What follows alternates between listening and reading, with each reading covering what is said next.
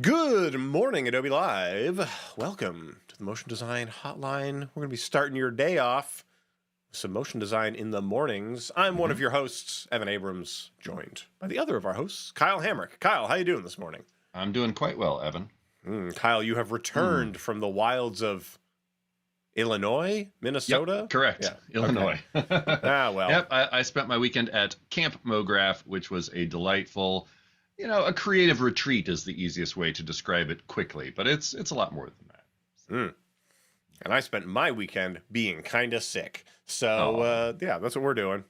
But don't worry, we got something for you today. So we are going to be putting some arms and legs on stuff. That's what we're going to be up to this morning. Hit the clear button. Let's go back to us. There we go. I got to not swat the thing that's next to me. We are going to be putting arms and legs on things is what we're going to be doing.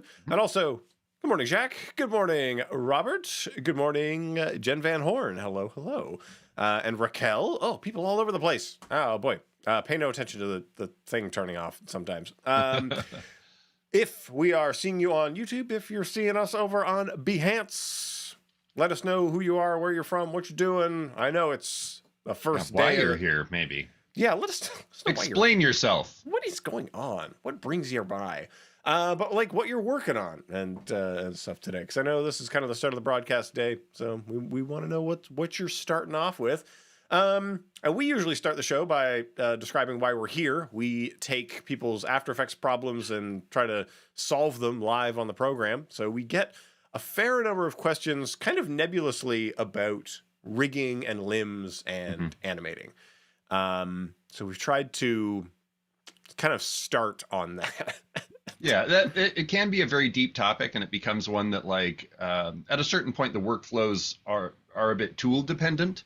So we're going to kind of try and keep it, approachable here, and we're going to be showcasing a couple of third-party tools because character animation, if you don't use third-party tools, it can be pretty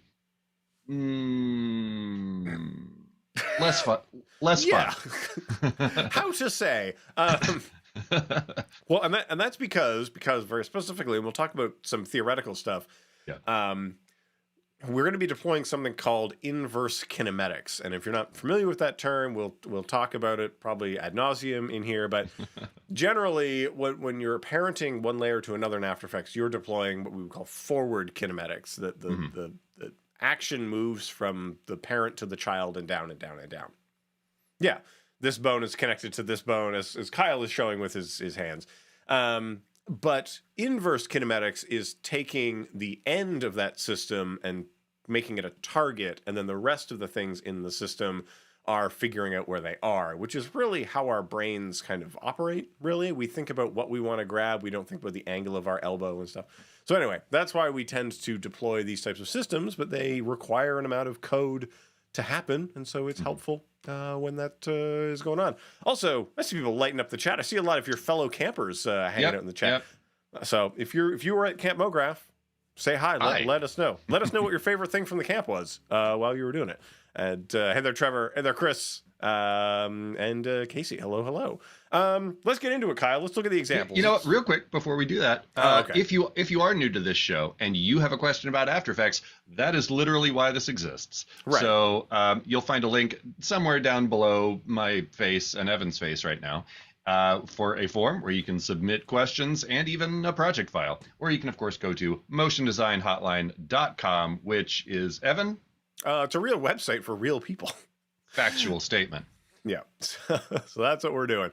But yeah, let's hit it, Kyle. Let's go over to I guess let's go to my screen first. Yeah, that's a good place to start. I have the most bucolic of the of the examples here. So we've got this cute little bird, and this is very similar to, I think people might have seen this style of arms on birds. That was a thing for a while, yeah. Yeah, Leopard something. I should have put it in the description because then I would know. I put it on Twitter this morning. There's someone on Instagram.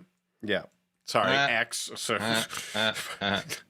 I just thought it was a funny unintentional bird joke. Yeah. Yeah. Oh, and if you know what bird this is, let me know because we're always very interested about that. because I did not look up what bird this is. But this is Leop Artnik. Leop Artnik is the person who puts legs and arms and hats on birds. They use a more three-dimensional approach. I'll be using a two-dimensional one to make this happen. But what I'm going to be doing is tracking where the shoulders are at and then waggling the hands around, and the limbs will be what is in between them. So we'll be talking about making that happen. Kyle, we're going to go over to your screen, and we're going to see what Kyle will be bringing to us. All right. So I just made a straightforward walk cycle here, but I used our, motion design Hotline coffee mug, which unfortunately only exists virtually at the time of this show. Yeah. But, felt like this is a good way to walk into your morning, right? Just strutting in there. I will say, maybe don't look at the feet too much. I definitely could have used a little more time to finesse those, but I'll be showing you how to do a basic walk cycle like this, and then you can make your own strutting object of your choice. And you're getting a lot of shout outs for your salsa as well. Ooh. I'm afraid I may have to make a lot more of it next year. We'll see how that works. For sure. Look, that's a great thing about salsa. You can always make more of it. We do have one vote for it being a Carolina Wren. And in lieu of any other suggestions, I'm going to say that is officially the answer. Okay, good. So this is Wren from Carolina. Hello, Wren. Yeah. So which one do we want to start with? I vote that we kind of tuck into yours, just because yours is the most complicated one. I feel like mine is going to go pretty quick towards the end. But we might ping pong a little bit. We'll see how people are feeling. So we're gonna stick on Kyle's screen. We're looking at the mug. Things are moving. Take us back to the beginning, Kyle. Okay. So in the beginning, there were feet. Mm-hmm. And then we learned how to use them. And Comes from feet. So obviously, one of the biggest, maybe not obviously. One of the biggest things that you want to do when you're doing character animation is have a reference of some kind, because making stuff move in a realistic way, kind of hard. So whether that is you recording footage of yourself doing the thing, or you're referencing, other entities who have, you can't hear that sound, can you? Good. But I can, and it's super distracting. Or you're referencing things like this, which is from Richard Williams' Animator's Survival Kit, which is the book that everyone recommends if you want to get into animation. But a lot of this is, just breaking down the mechanics of movement. And there you go. I've got mine somewhere too. I don't think it's quite as handy, but so that's one of the first things that you want to do, because if you just try to make one of these, it's to reference sort of I don't know what it even is. We'll call it an art meme, I guess. Try to draw a horse from memory, and you'll probably do a real bad job at it. Right. And this is kind of the same thing. If you just try to make a thing walk without any basis for how it works, it's probably not going to look great. So you want to find some of the stuff, and there's a bajillion examples of walk cycle references, be they images like this or old cartoons or, actual things doing it. So start there. Yeah, and I think maybe also critically, like you can really see in this image example how the movement of the hips and the head are this kind of sine wave that's going through, which is something that's not particularly apparent when you just observe people walking, right? Because we tend as human to efficiently not move those things up and down, but to make things seem like they're in motion, they really get going sometimes. Yeah. When you cut over to the Fleischer bit, we'll really see some movement. Well, and that's the thing too, because one of the decisions you have to make is how realistic versus stylized you're going. And of course, this also, if you're doing a humanoid bipedal creature, you have a pretty good reference for making it realistic. If you're making some kind of like 16-legged alien, you're going to have to kind of use some creativity in there as well, right? But coming over to this bit, which I did actually, Fleischer Animation has a YouTube page, and they have a bunch of this stuff. Hmm. I wish that the quality was a little bit better. Obviously, these cartoons are from like the 1930s, so um, and transferring them in a pristine way is a lot of work. But so, just for example, watch the way Betty Boop here walks. Look how like her legs are really snappy. Like every time she like boom, boom. Of course, she has these teeny tiny little feet because she's Betty Boop. Um, but when I spotted this, I really liked this second guy behind her, who's obviously a much bigger guy. Um, and he has these very like noodly legs. You can actually see his knees bend backwards when his feet are forward. And he's got these big like floppy feet, and he actually like lands with his heel up on the ground like this, which is totally unrealistic. And I was kind of trying to emulate this, but in getting into it, it looked weird with what I was working with. Hmm. But just wanted to kind of point out, like, this is really delightful, like seeing the bottom of their soles here and everything, but that's obviously not going to work for everything. But I did really take a lot of inspiration from this guy, and look how bouncy he is. Like you can see in his shoulders just bounce, bounce, bounce every time he takes a step. And that's kind of what I went for with my torso movement on my mug here. So let's get into that here. And I did, of course, keep these folks over here on the side as a reference. I just kind of quickly masked him out and set that to be a guide layer so that I can look at it while I work. How about that? Yeah. Like, get the reference, bring it in. If you're animating a cat, find some footage of a cat. Yep. That's the critical thing. These do not have to spring fully formed from your mind like Zeus. Yeah. And a thing that I will point out to kind of come back to this, notice that there is a line up here for the head and a line here for the ground where the feet go. And those are very helpful. You can make more if you want, but something like this helps you reference where the thing is supposed to go. Right? And so you'll make sure that your feet like land at the same place on their steps, and that the head, rises and falls around that place that it's supposed to be. So getting back into and you know what? One more thing. When you're doing something like this with reference, you can absolutely stick it right here in your comp, but sometimes that doesn't make sense. So a really smart thing to do is take that footage window that you get when you have double clicked a thing from your project panel or down here, and you can just tear that off and put it somewhere else. Like maybe it's helpful to just have that down here. Just remember that After Effects, you can rearrange this however is helpful for you in the moment. And then when you're done looking at that, just close it and go back to whatever else you need. You can do color palettes, all kinds of stuff like that. Yeah, like if you're working off of sort of a photo that you find really like, oh, that's got great colors, just dock the photo somewhere. No one's. Yeah, you don't need to tab back and forth around things. We got all this window real estate. If it's gray, fill it with stuff. There you go. Okay, so I'm going to quickly undo my Y position keyframes so you can see I started with the rotation on this one because I'm using this for reference, but I'm using a 3D object. And as we've talked about in previous episodes, this is an actual 3D mug, so I can rotate this in all 3 dimensions. So I started with the rotation here.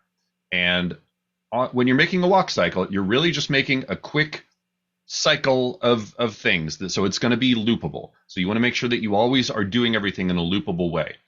And you can see if you're watching my reference right now, there's a little hitch in it. There's just some frame rate mismatches because this thing was probably captured in a frame rate different than what it was made in, and then stuck on YouTube and yada yada yada. So I got it as close as what made sense for what I was actually animating. Yeah, and a local boy had to sit there and crank the projector with their hands. Probably, yeah. I just started with this nice little back and forth mug movement here, and it's got just enough. See, I'm actually using all 3 axes a bit here. It gets that nice sway that I was going for. And in an ideal world, I would have filled this with coffee and have some nice like slosh, slosh, slosh. That's a different episode. Then what I really needed was my Y position move. And let's maybe get rid of these real quick. So then I added these little up and downs. Pretty subtle right there. But again, kind of adds another level of that movement, right? And then because I was trying to emulate this, I really love those bouncy shoulders. So I added in betweens here. And as you'll probably, I'm sure you're noticing right here, a lot of this is just like, well, I have, a start and an end, and then I found my middle point, and then I found my middle point of that, and then I found my middle point of that. And you can always move these around later, but that's a really good way to kind of make sure you're making a nice clean loop. And then when you start making the additional pieces, you can always start offsetting things if it makes it feel more organic. But right. So if people are reading the Richard Williams book, they talk about pose to pose and straight ahead.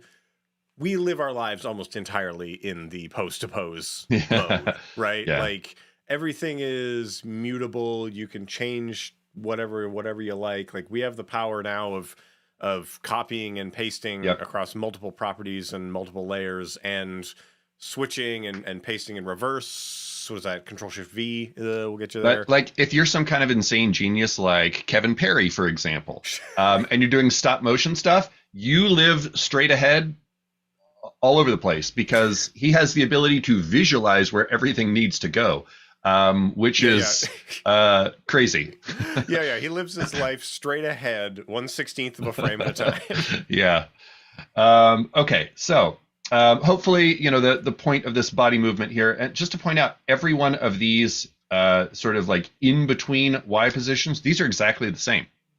So I just added like a little vertical bump and just copy pasted it. So a lot of this introductory stuff, you're just setting those, and it's a lot of copy pasting, as you're about to see on these feet. And Keys is asking, why use Betty Boop? Is Betty Boop in the public domain? I don't know if she is. I don't know that she is. Hopefully that's not a problem. This is for educational purposes, and I'll go ahead and just turn him off now so we can focus on the mug. How about that? Well, yeah, but also like referencing of a thing is very different from from like using it. Okay, so I'm going to start off on these feet, and to make it easy, I just made some dots because we're just looking at the positions. But one of the things that's really cool about doing this is even with just a couple simple moves here, you're going to start seeing footsteps very quickly. Okay, so I have my front one, which is this red one, and I have my back one, which is this purple one. And I actually might move this in just a wee bit here. Okay, so let's kind of close this up a little bit. And what I'm going to do, let's go ahead and just give ourselves some space as well. So I'm going to go up to the my first frame here, and these are going to loop, right? So each of these feet are just going to be the same thing, just offset. So that means I can actually take this back position from the back foot, and I can copy that and paste it to what will become the back position on the front foot, right? So boom.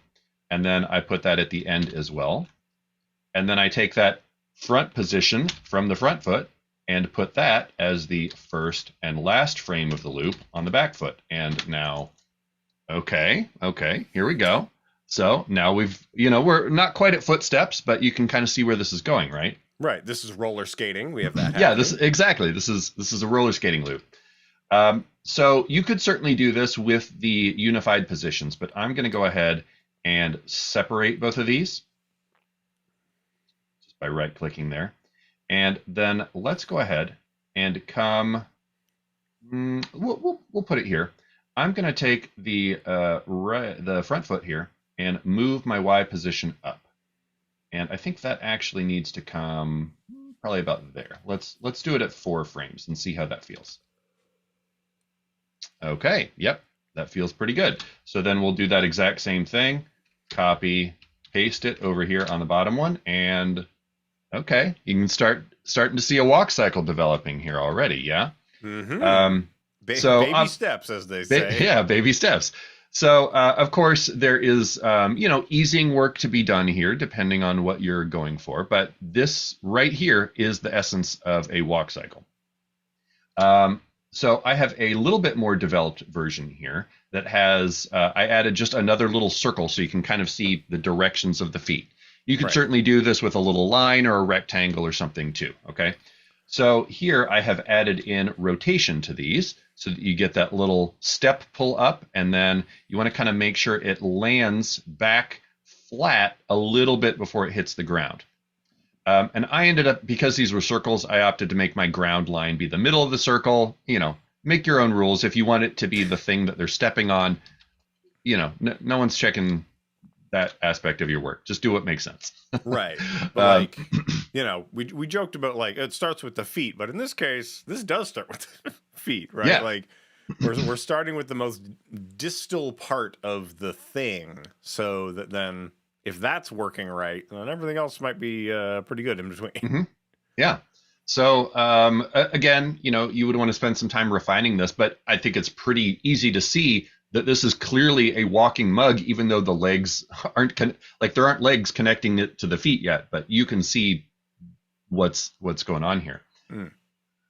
So I'm going to go ahead and make some legs for this. Of course, there are a lot of different ways that you might do this, and you could certainly just grab your old friend the pen tool and make yourself a big bendy thing and set that to have a solid color stroke of your desire here, and dial this in to however you would like this to work. But unless you want to do all of this frame by frame, this is going to start becoming a fair amount of work. And you could, of course, use our old friend. Sorry, I have a lot of these. Create nulls from paths, and then you could do points follow nulls, which would create two null objects that you would create that the points of this path would follow. So if I were working that way, you got to select your path, the actual word path here. And then see, I got a null right there. And so I could make that follow the foot, and that would do okay. But the thing that you're going to run into here, let me just quickly showcase this. Even here, we're starting to get some weirdness. So there's going to be a lot of manual work to get this. Like if I were making a spider bot, maybe this works fine. Yeah. But because it's the bend, it's the tangents that we don't quite have control over. Yeah. It's what happens to the middle that's really critical. And there's no things for you to work, right? Mm-hmm. Like there's no dials. You got no dials. Yeah, and I could have made this, one segment and have another null here, and then this is a segment. It gets a little complicated. It's absolutely doable. Expressions are going to help tremendously here, but I'm a person who values my time very much, and so I think character animation in particular is one of the places where just paying for a character tool that is built to make this easy is a good investment. So what I will be using, looks like I need to reload the panel here. I am going to be using what's called Rubberhose 3 by Battle Axe. And this gives you just really controllable noodles, essentially. So I'm going to click this button right here that says New Rubberhose, and I will name it. We'll say Front Leg. Can't type. Okay.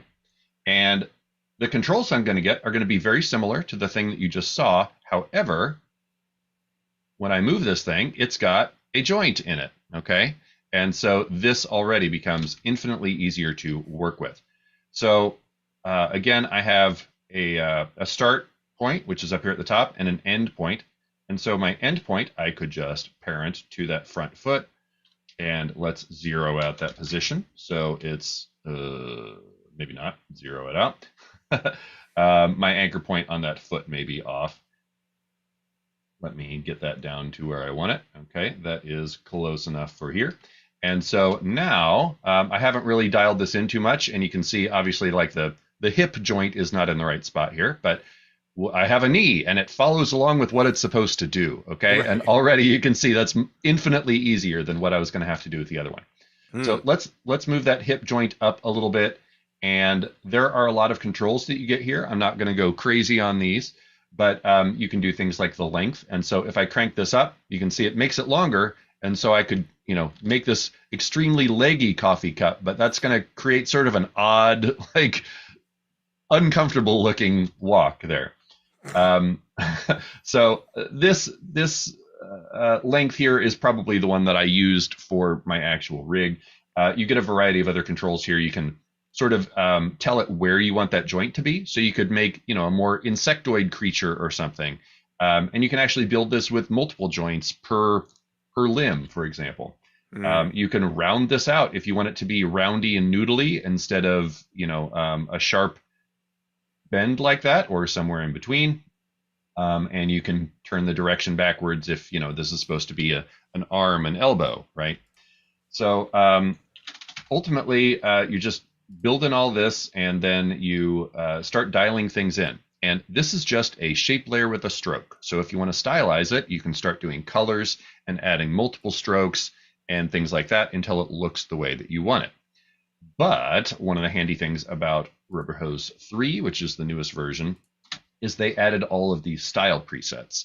So that is a really handy way to get where you're going without having to build it all from scratch. And if you're not a crazy person like me that loves diving into all of this shape layer complexity and manually duplicating your things, you can just come up here and say, well, I want a fancy pants. So I'll just double click this, and there you go. So this has built a couple stroke instances so that we get pants and a cuff, and it even opens at the bottom, and then you get, sort of skin here, and that makes a little effect control so that you can change the colors of all of these things to whatever you want it to be, and dial it in. Right, and the cuff has ellipses on it, like it has a three-dimensionalness to it. Yeah. Now this certainly does add a little bit of heft as you start doing this, because there's a lot of expressions spaghetti going on. But this right here, I would of course just make another one of these for the other leg and connect it to the other thing, and now you have legs. And from there, it's really just dialing in the style of what you are trying to do. Let me see where I actually got. As I said, I'm a little embarrassed about the feet that I ended up with here. At first, I was making shoes, and those looked silly, so I just made them the same pink. But then they still have like these weird kind of squish ankles. So if you're gonna make this, make better feet than I did, please. I did want to point out one thing in here. I feel like I probably need to wrap up my segment to give Evan time, but especially when you're doing character rigs like this, you end up with a lot of layers, because each limb is a layer by itself, or may start becoming multiple layers depending on what you're doing. And then you've got control layers. But something like this, you have a leg and then a foot, right?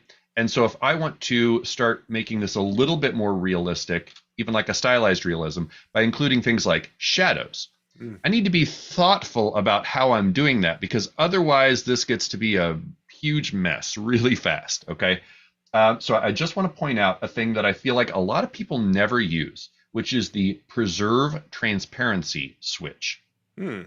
On your modes and mats column, which if you don't see this, just remember you have a little thing right down here at the very bottom, toggle switches and modes, which switches between your switches and modes. Or you can always right click right here, columns, and choose your modes panel. Okay, so you could, of course, make something like this mug shadow, like I have going on here. That's what this layer is. And if I wanted that to be, say, track matted, so it only existed on the legs. Well, if I was using track mats, I would need to make one copy of the shadow and track mat it to this leg, and then make another copy of the shadow and track mat it to this leg. And already you can see that's kind of unnecessary. And then if I want this leg and foot to cast a shadow on the other leg and foot, then both the leg and foot need to have their own shadows, and then each of those needs to get track matted to both. It's too much, right? So preserve transparency. This looks at the transparency of every layer that's below it and just adheres to that. So if I turn this off, you'll see it will actually cast this drop shadow on everything. But if I use that switch, it's going to look at the alpha channels of everything below. And you can see my legs shadows are doing this too. And now it's only going to apply this thing on the alpha channels that exist below this. So one of the many reasons that it's good to keep your character rig in its own composition and then sort of marry that to the environment in another comp. But as much as possible, you want to keep all these pieces in one place, because you already have a lot of controls and keyframes that you're going to be dealing with, even on this pretty simple, like it's only two legs and a thing. There's no arms, there's no head, whatever. Already, taking up a fair amount of space, right? So Yeah. you don't want to have to be fishing in pre-comps as well for this. That's the dream anyway. Hmm. Speaking of fishing, let's go see. Does a wren fish? I don't know. People can let us know. But They probably eat bugs and seeds would be my yeah, guess. people let us know the secret lives of birds. Hmm. So we've looked at legs. Let's look at some arms. You got to hand its arms. Hmm. They got hands at the end of them. I mean, I just put some spheres at the end of these, so there's not much. But anyway, birds. They ain't got no arms. Now we got them. And very similar idea. That what we want to do is we want to lock down two ends of this thing and move them around and figure it out. I'm going to be using a different system. So I'll be using a competing system to generate the middle parts. But I think someone mentioned in the chat. I got to look up for it. Joel, talking about duik. Duik is also an alternative Yep. to these things. Duik has a lot of stuff going on. The duik, you got a button that'll make a dog, and like duik is very sort of bones based, we'll say. Yeah. So it's going to make some bones. You stick things to the bones, everything's going to be great. The bones are going to move as you expect. You got targets, so I would say that duik is the most. It's the most. It's the you know what? It's the most is where I would end it there. But also shout out, hey Ryan, what's going on? Ryan Selfie joining us today. File new coming up later today. Stay tuned in your broadcast today for that. One thing to point out is that most of these systems, obviously, I'm using a very sort of shape layer vectory look right now. Most of these systems can also work if you have, like, say, Photoshop artwork that you're bringing in. You can use that thing as your structure and then pin other things to it, or some of them have kind of auto rigs as well.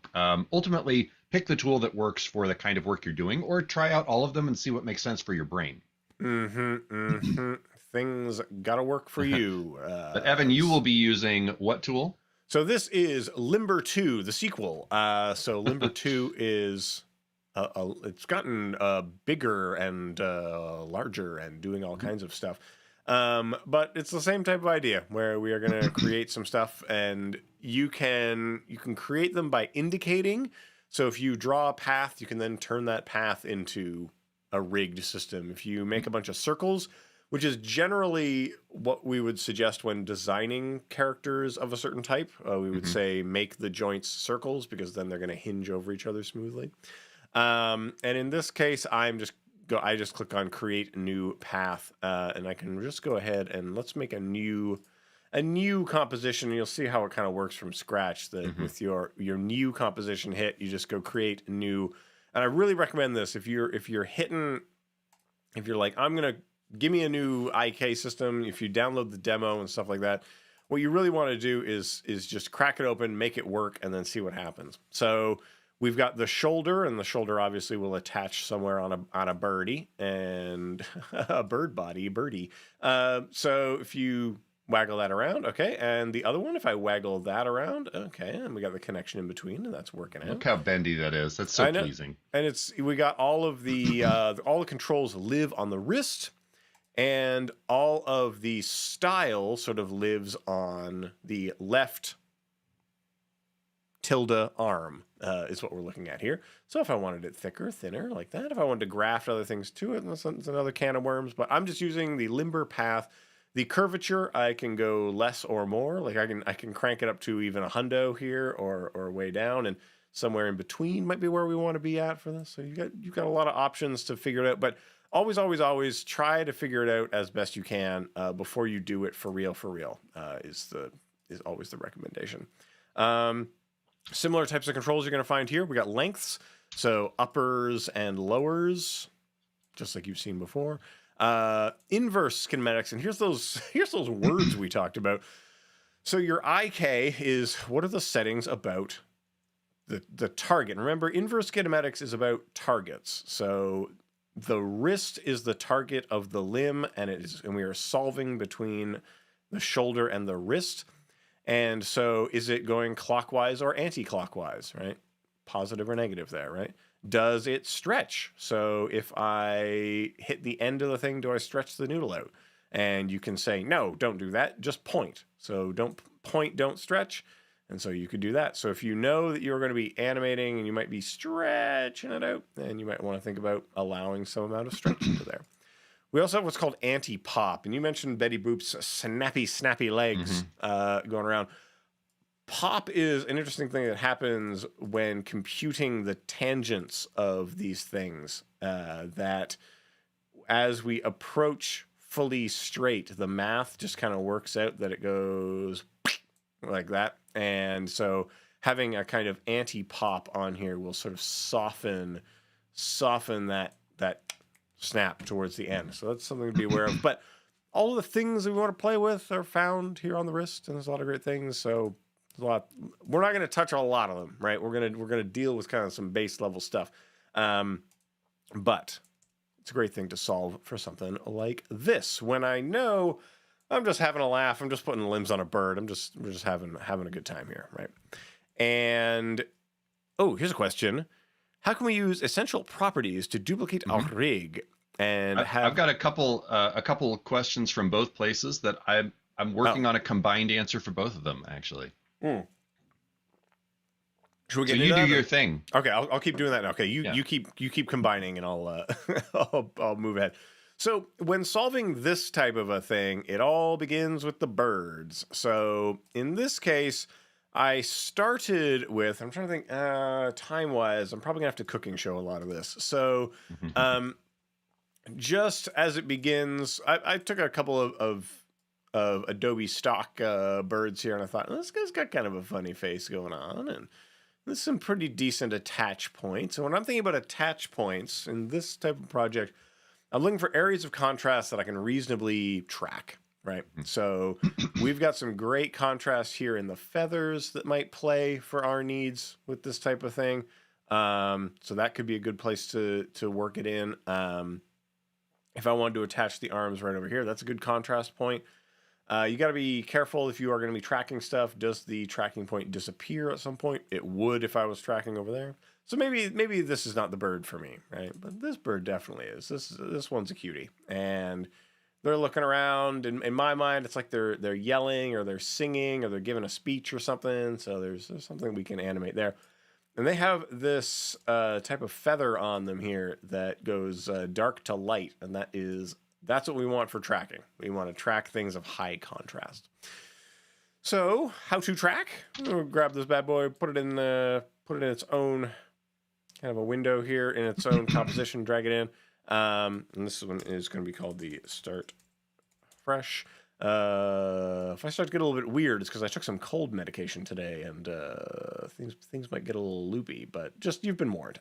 So what I recommend doing is first trimming this down to the area that you're interested in. And if I want to try to get a loop out of this, I'm just going to kind of pick a point where the bird is looking similar to where it's at the beginning and the end. And that's pretty similar there and there.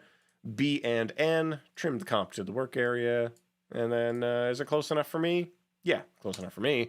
Now we're ready to track. Never track more than you must, right? It's always bad to do more labor than you must in these. Yeah, Chris says cold medication. No, it's we're rocking the Tylenol daytimes over here, and what I want to do is call open the tracker window. Now, there's many forms of tracking, just like there's many forms of limb creation. The default tracker will work for me because I just require a point. So if you require a point, the point tracker is your friend.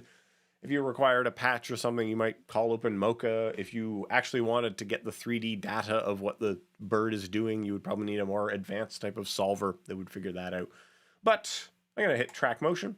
It's going to present me with this. We're going to use the most basic form of this, and that is to put this over a feature, get your middle box to be where the feature is, get the big box to be where you want to look for the feature on every frame. And we could dial in some thoughts about how we want that to go in the options, such as which channel to use. Luminance, yes please. Dark to light contrast looks good. RBG, not so much. Saturation, probably not. Luminance is probably the way to go on this one. And what I want you to do if your confidence is below 80%. Kyle, what do you personally do when your confidence is below 80%? I take a lot of cold medicine. Mm. Helps me. Very sugary. So generally though, adapt feature is what they want you to do, but you could just say stop tracking. Hey, if you're not confident, stop tracking. Yeah. I often recommend switching it to stop tracking just because you might get some drift going on. Yeah, yeah, And it's better. It's better for it to stop so that you can pay attention to it instead of it just going and going way off and wasting your time and giving you something unusable. exactly. So stop tracking. If you're not confident, just slow down. It's fine. Don't have a traffic accident or something. And you wanna sort of make sure you're starting on a frame that you're confident with. Don't start on a low confidence type of frame. Start on a medium confidence type of frame. Sometimes that's right in the middle of your footage. It's rare that it's going to be at the start or end of your footage. That'd be a little bit weird, just because of the way shots tend to work out. I've been doing this for a long time. Take my word for it. So then you can analyze forward and backwards. I'm going to say analyze backwards. Oh, it did pretty good. It chomped through this much. And you can really check up on its work. And you want to get in here and you want to check up on its work as it's going and just track it through, let it do its work, do a little bit of manual work for yourself. If you have to move it, and this is a warning, I warn you now. If you have to manually move this thing, make sure you are clicking in this zone. Where's my mouse? Is that big enough? I hope you can see my mouse. The inner square. Click the inner square. Do not click. And you're going to see my mouse change. See how it's pointy plus arrows like that. Yep. Not white pointy tiny thing. Yeah. Because that will move the feature that we are tracking. It will move the actual considered center of this. So just move this. And if you don't see everything moving together, stop. Undo. Yeah. Right? And then the outer square is the area in which it is looking for the thing you told it to look for. So if you adjust that, then you're changing something else. Yeah. But anyway, that's the process. You're going to end up with some data, right? And then from there, you would probably want to make a new null object, a new null of some kind. And if we make sure that we are hanging out back here in the composition, you'll see the null. And that's nice null. What brings you around. And I'm going to just say on this, hey, with this tracker, right, I would then just apply it to that. And you get your apply buttons and put it on the X and Y. You're going to be fine. We have to move on. I only got 10 minutes left to wrap this thing up. I'm going to address a real quick question that I saw in the chat. How do you know when to use this versus Mocha? And then I'll inject my own versus the camera tracker. While a lot of this, kind of comes from experience, and there's nothing wrong with trying more than one. In general, if you want to track 1 point or 2 points, this is the point tracker because you're tracking a specific little area. If you want to track a flat object, like a phone screen, for example, that's where you want a planar tracker. But keep in mind that like the background of a shot, when you get far away, that's effectively a flat surface. So there's a lot of ways to use that. And then if you want to track a moving camera, that's the camera tracker. Boom. There you go. Yeah. And really it's a lot of down to like confidence and stuff like that. Like if this bird was being nuts and the light was going crazy over it or something, probably go to the planar tracker, right? Yeah, maybe. Because there's a lot of change to the surface. But it's not. It's fine. This is chill vibes. So I get to have a chill time.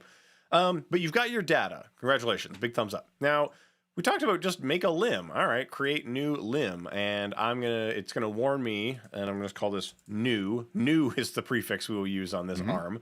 New wrist, new shoulder, new arm.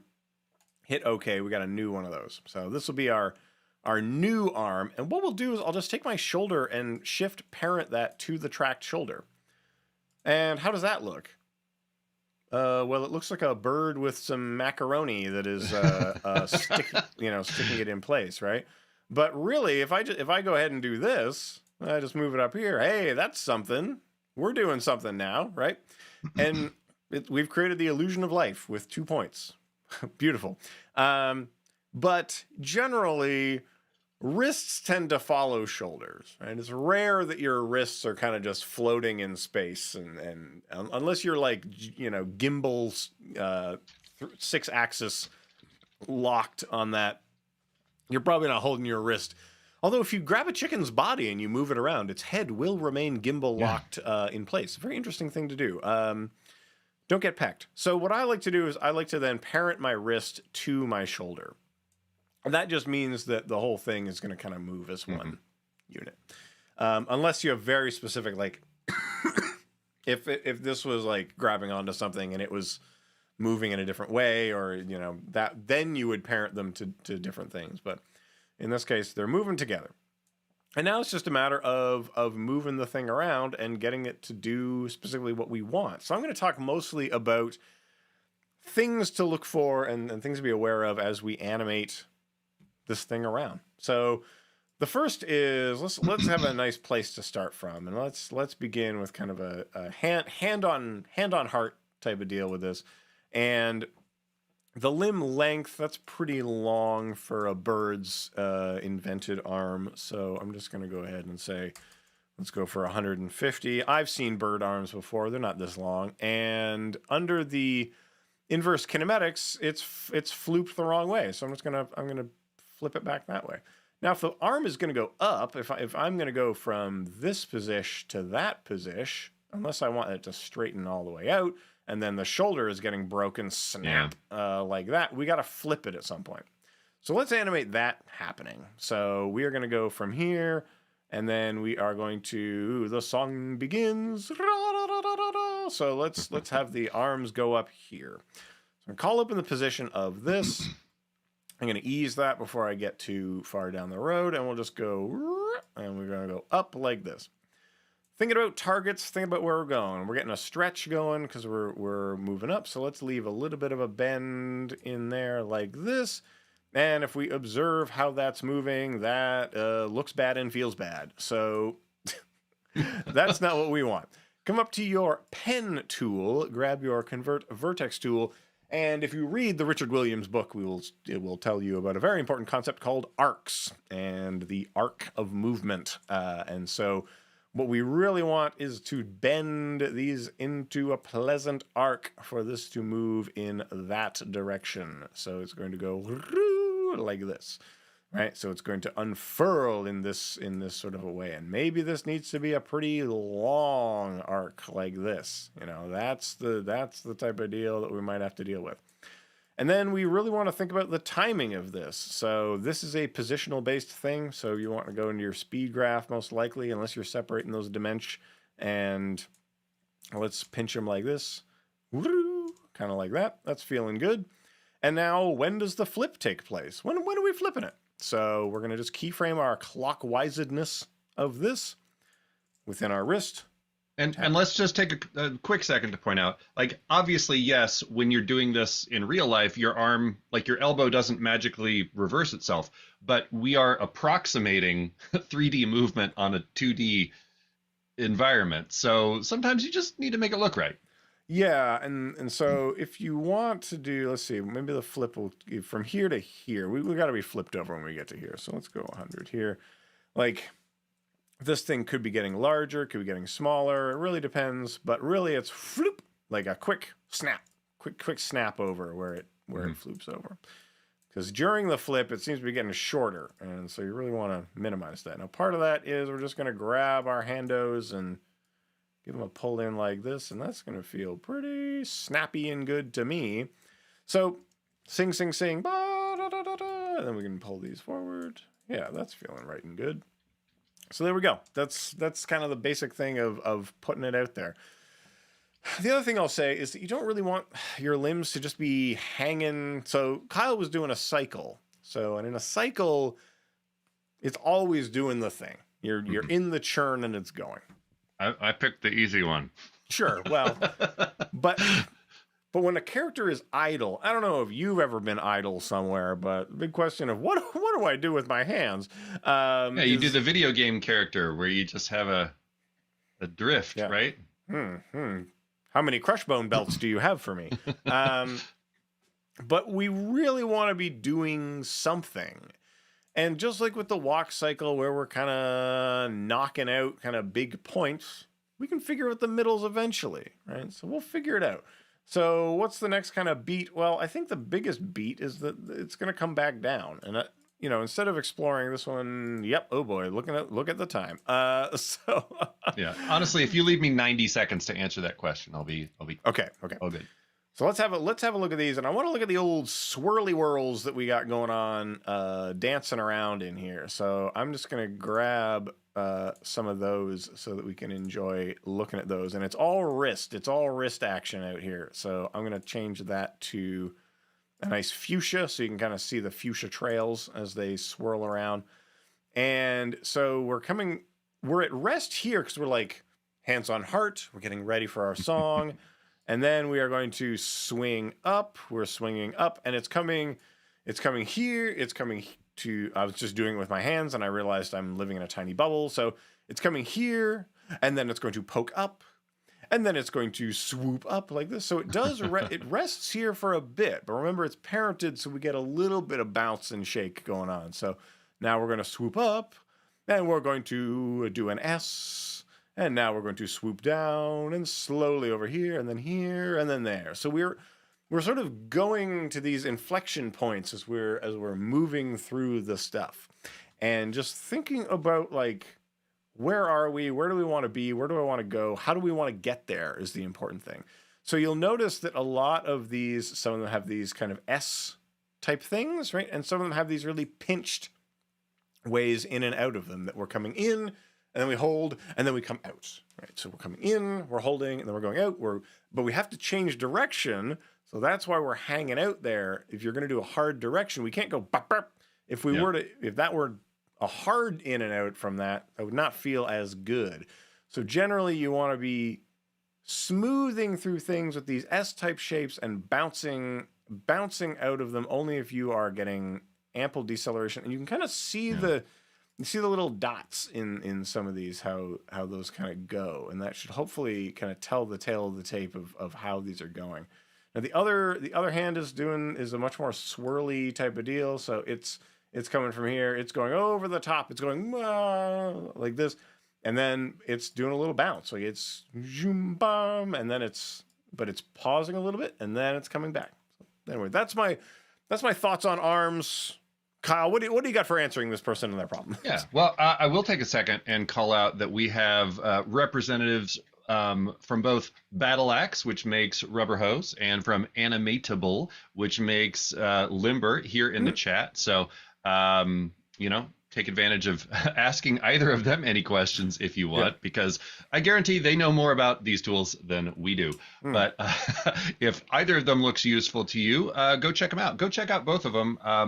I have used both over the years, and I think they're both great. They do similar things, but again, like, pick the one that makes sense for your brain. Download the demo, try it, enjoy it. And I believe Animatable has some cool like free stuff as well that you might be enjoying over on their website as well. Both excellent sources for all kinds of great After Effects and motion design tools. Made by nice people, Made by nice people, yeah. I've got, This could be a whole episode on itself. Okay, so I'm going to combine a couple of questions that I saw. One was about using essential properties for character rigs, and one was about what you do when you need to do things like, well, this limb lives under this other thing most of the time, but then sometimes it needs to go in front. Okay. So I might be giving away the thing a little bit here, but I'm going to recommend essential properties as a solution for that, among many other things. You want to come over to my screen here, and I will. Okay, so once you have your character rig all built, essential properties is a great way to use that again for many other things. I did this in a very simple way. I just grabbed like this base color and then a couple of opacities from a few of the layers. So let's imagine, and love properties panel giving me essential properties, so don't even need to dig into the layer. Let's say that you're going to use a couple instances of this character, so you can of course just make copies here. The cool thing about essential properties is that they don't necessarily change the original thing. So you could do something as simple as make multiple versions of your character that has different color schemes, And you can take this further and have swappable heads and swappable arms and all this stuff. So you can build one rig with all your art tied to it and then just have little on-off switches to make different versions of the things. So save a lot of time there. And then you can use this same kind of concept to solve some of those weird crossover things. I'll do this a lot where I might bring, you could have just a single limb tucked away in here or the full character like this. And if you start giving yourself even just something as simple as opacity controls, now you have the ability to selectively turn on and off chunks of this rig as you need to. And so I could have just the front foot and front leg here. And so, okay, I could now have another copy of this thing that is only the front bits. So if I make it so that now this one has only the front leg, now I have all of that same animation in the other comp, but I have the ability to kind of like reorder this the way I want, but without messing with any of the keyframes and without making 9 extra layers inside there. So right. I know this was a little bit of a quick and dirty example, but hopefully that helps connect some things in your brain. Speaking of getting cut, we're going to get cut for time. I'm Evan Abrams. You can find me on the internet at EC Abrams. You can find him at Kylosaurus Rex out there. Motion Design Hotline, a real website for real people. We got a rich full day of stuff going on, so stay with us here on Adobe Live. And we're back here every Wednesday, so I hope we see you next Wednesday. Send us your problems, and we will try to solve them.